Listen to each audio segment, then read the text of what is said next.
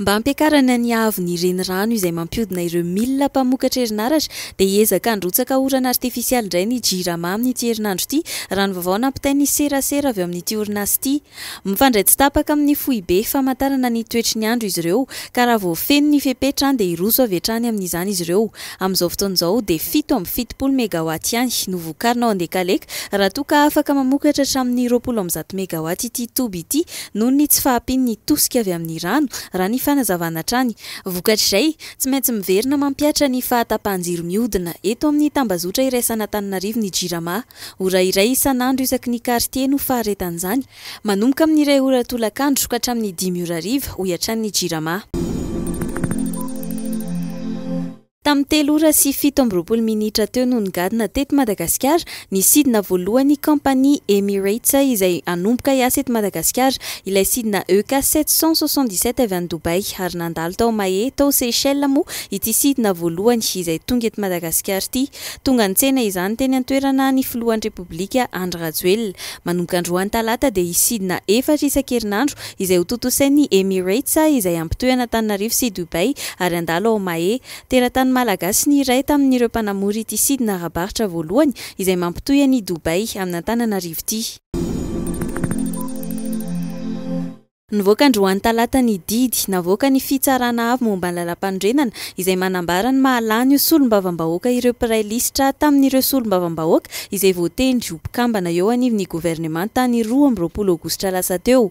Nambara ary fa lany solombavam-bahoaka ao Vohibato i Mikael Fredier izay isoloan'i Aurélie Marie Augustine Razafinjato lasa ministry ny mponina sy ny firaisan-kina. Lany solombavam-bahoaka ao Fianaratsoa kosa i Victor Razafindrakoto izay misoloan'i Marie Michel Saondra Malala izay miverina ho ministry ny fanabeazam-pirenena ary farany lany solombavam-bahoaka ao Anosivariky Jocelyn Malaikoratsy izay misolo an'i Volamiranty Mara izay voatendry ministry ny serasera sy ny kolotsaina. Anainga androany azo any Beijing ny filoha Andry Rajoelina izay hitarika ny delegasiona malagasy hanatrika ny fivoriana tapon'ny fiaraha-miasa eo amin'ny Sina sy Afrika na ny FOCAC 2024.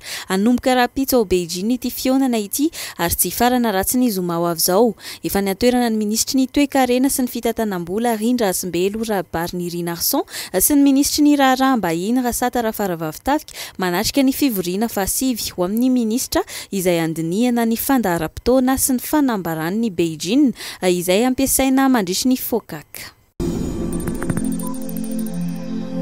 Mpilalao miisa 420 ihany amin'ireo 420 natson'ny mpanazatra Romuald Rakotondrabe no hiatrika ny fifandona ny Bareany Madagasikara sy ny voromahery ny Carthage any Tunisia amin'ny andro voalohany fifanitsana ny fiadiana ny amboarany Afrika CAN 2025. Noho ny ratra nahazo azy Mantsiany dia tsy afaka namonjy ireo namany any Tunisia Kenji Van Boto raha ny tatitry ny Federasiona Malagasy ny baolina kitra. I Dorian Bertrand kosa indray dia tsy mbola ao anaty ny heriny tanteraka ka nisafidy tsy andeha raha ny fanazavany hatrany.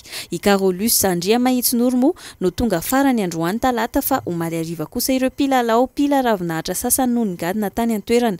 Isan'izany Ryan Ravelson sy Louis Demolion.